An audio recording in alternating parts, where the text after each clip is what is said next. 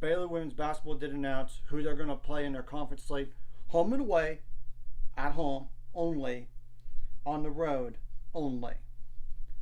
And it's based on a combination of factors like geography, historical results, and a poll of coaches to best balance the schedule in terms of travel and competitiveness.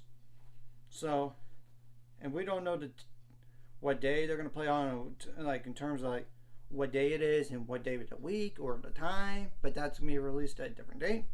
Now, home and away: Houston, Kansas, Oklahoma State, Texas, West Virginia. Now, home only: UCF, Kansas State, TCU, and Texas Tech. I would say on the home only, nobody went to the NCAA tournament last year. Nobody did.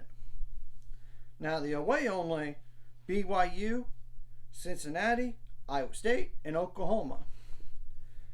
And that's 2 NCAA tournament games with Iowa State and Oklahoma. And I have no idea what Iowa State's going to do this year because they lose a lot of production. And yes, they added some, but they're very, very young.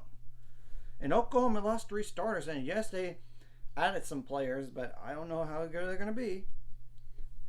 So, now, in terms of the home only, no NCAA tournament teams on that list.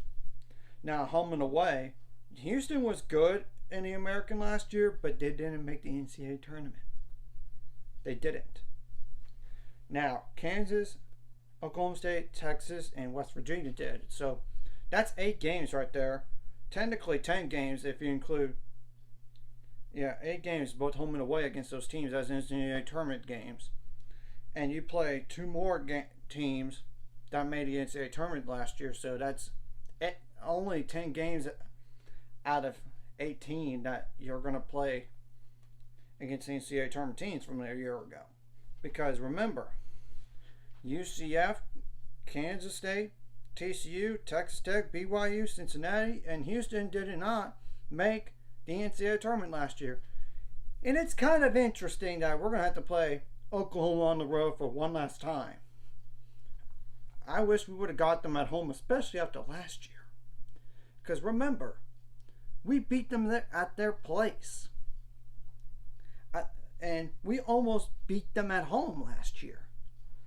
That was a heartbreaker. Same thing goes for Iowa State. It's kind of weird because last year we beat them there, but then they beat us 2 more times. And it's kind of ironic that Danae Fritz is now at Baylor and she's going to have to play Iowa State in names. So that's going to be interesting right there. And Kansas State should be better this year because Aoka Lee is back healthy. TCU, I don't know how good they're going to be because they got a new head coach. Yeah, they got Jan Owens, but she can't shoot threes consistently. She was a defensive player only and a kind of a slasher instead of a shooter. Texas Tech didn't even make the NCAA tournament last year. And thank goodness we're not going to play Kansas State at Kansas State because the last 2 times we played Kansas State at Kansas State, we lost. I'll tell you that right now. And last year's game against Kansas State was god awful. When you look at it, that was a bad loss. And you know what's crazy is that team lost to TCU. So, yeah, but last year's last year, this year's this year. And not only that, I know the roster should be deeper in theory. Should be, so. And it's good that we're going to get to play Kansas because we've done well against them in the past. I mean, after that 0-3 start in the Big 12 2 years ago, that was our first win, and we came back to win that game somehow, despite being down late in the game. And Oklahoma State swept us last year. That might change. Hopefully it does. Because we can't. I don't know how good Oklahoma State's going to be. I know they lost some pieces. And West Virginia's got a new head coach. But of all the games I consider on the road, like if you don't include the away only, or even if you include it, I say it's Texas. They return most of their players from a year ago, with the exception to a few. And they return most of the starting lineup at that. But there's one thing they can't do. Texas can't. They can't shoot threes for their life. I mean, they're not a great three-point shooting team. Now, Oklahoma's going to be interesting because of their pace. BYU, I don't know how good BYU is going to be in the Big 12. I really don't.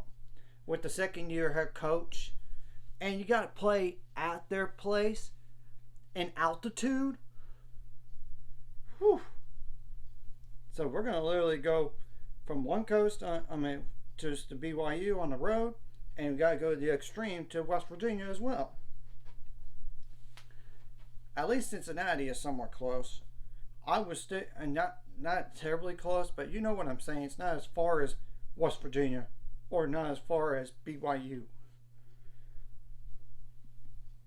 And Iowa State's just straight up. Oklahoma's really close. Not really close, but you know what I'm saying in terms of just a road only. It's up in Norman, and it's one state above us.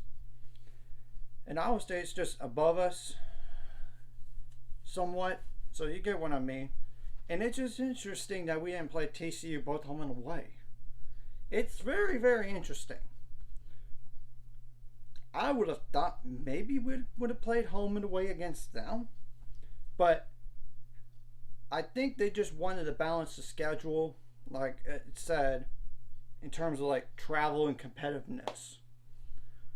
And I know football season's around the corner, somewhat, you know what I mean? But I'm excited for this women's basketball team going into next year already. They should be deeper than last year, in the last 2 years, in fact, under Nikki Collin. And hopefully, in the injury bug goes, it doesn't happen as much. So it's going to be interesting how this is going to play out here. And we'll know the dates for all of these games at a later time. Same thing for the times themselves, and as well as the TV station.